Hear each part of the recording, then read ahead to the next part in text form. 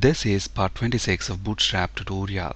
In this video, we'll discuss using buttons in input groups. In our previous video, we have discussed using text and icons in input groups. To use text and icons in input groups, we have used input group add-on class. In this video, we'll discuss using buttons in input groups. To use a button in an input group, use input group btn class instead of input group add-on class. Let's look at a few examples now. So here is what we want to do. We want to append the search button to the input element on the right hand side, as you can see here. Let's see how to do this. Let's flip to Visual Studio. At the moment, we are using a radio button with an input group. So if we view this page in the browser, this is how it looks like. Now, to use this radio button with the input group, we have placed that radio button inside a span element with class input group add-on. Now we want to use a button with this input group. To use a button with the input group, we will use input group btn class instead of input group add-on class. So the first change that I'm going to do is change this class to input group btn. And then inside the span element, let's include a button element. Type is going to be button. Class, let's use the button classes btn and btn default. And the text for this button is going to be search. Let's save our changes. And when we reload this page, notice we have a button appended to the input element, but we want this button to be on the right hand side. So let's place this span element after the input element. Let's save our changes, reload the page. Notice we get the button appended to the input element on the right hand side as expected. Let's now discuss using drop down button with an input group. The drop down button should have three actions, action 1 to action 3, as you can see here. Let's see how to achieve this. Let's flip to Visual Studio. At the moment, we're using a button with the input group. We want to convert this button to a button drop down. To convert the button to a button drop down, the first change that I'm going to do is, in addition to these two classes, btn and btn default, I'm going to use another class, and that is drop down toggle. This class is required on the trigger element, that is the element which shows or hides the drop down menu. In our example, the trigger element is the button itself. So this class drop down toggle is required on the button. In addition to this class, we also need data-toggle attribute, and the value for this is going to be drop down. This attribute is required on the trigger element to show or hide the drop down menu. And look at what the drop down button says. The text is drop down, so let's change this text right here from search to drop down. And we also want this little downward pointing arrow. To get that little downward pointing arrow, we're going to use a span element with class set to caret.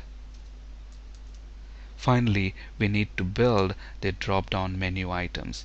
To do that, we are going to use an unordered list, and the class of this element is going to be drop down menu, because that's what we are essentially building here. So the drop down menu items are going to be list items with anchor elements nested. The href attribute at the moment is pointing to a hash symbol, but it can point to any valid URL or page within your application.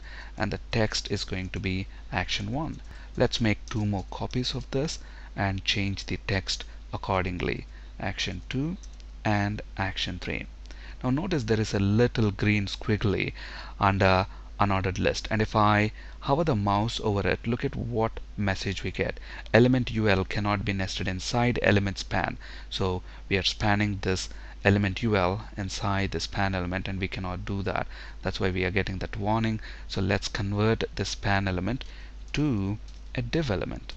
Let's save our changes, and when we reload this page, notice now we get a button drop down with the input group, and when we click on the button drop down, we see the 3 actions that we expect. Now let's convert this button to a segmented button. First, let's understand what's a segmented button. With a segmented button, we have a primary action on the left, as you can see here, and the other actions are available as part of the drop down button on the right. So let's see how to convert this drop down button to a segmented button. As you can see here, let's flip to Visual Studio. So we already have a drop down button as part of this input group. In addition to this drop down button, we want another button. So let's include a button element. Type is going to be button, class btn and btn default, and the text on the button is going to be action. So let's save our changes and reload this page. Notice we get a segmented button, action, and then we have this drop down button here. We don't want this text on this drop down button, so let's go ahead and delete the text, save our changes, reload the page. Notice now we get a segmented button. On the left we have the primary action, and on the right we have the drop down button. When I click on that, we get the other actions. Let's now discuss using multiple buttons with the input element. So here is what we want to do. We want to append these three buttons, cut, copy, paste, on the right hand side of the input element, as you can see here. Let's see how to achieve this. Let's flip to Visual Studio. At the moment, as part of this input group, we have a button and a button drop down. We don't need this button drop down anymore, so I'm going to delete that, and I'm going to make two more copies of this button. The text on the first button is going to be cut, on the second one copy, and on the final one paste. Let's save our changes, and when we reload this page, notice we get multiple buttons appended to the input element on the right hand side as expected. But look at the width of this text box. It's very less. To increase the width of this text box, I'm going to change the grid class here from call access 3 to call access 5. Save our changes, reload the page. Notice the width increases accordingly as expected. Finally, let's see how to use icons with the multiple buttons that are appended to the input element. So here is what we want to do. We want to use icons with the buttons that are part of this input group, as you can see here. These icons are glyph icons, and you can find these icons right here. Here is the URL, and here are those three icons: glyph icon align left, glyph icon align center, and glyph icon align right. To use these icons with the buttons that we have, all we have to do is replace the text with the span element, and the class of the span element is going to be the name of the icon. So the name of the icon is glyph icon dash align left. And let's do the same thing with the other two buttons we have. So this is going to be glyph icon align center, and finally this is going to be glyph icon align right. Let's save our changes, and when we reload our page, notice we get icons with the buttons as expected. Thank you for listening, and have a great day.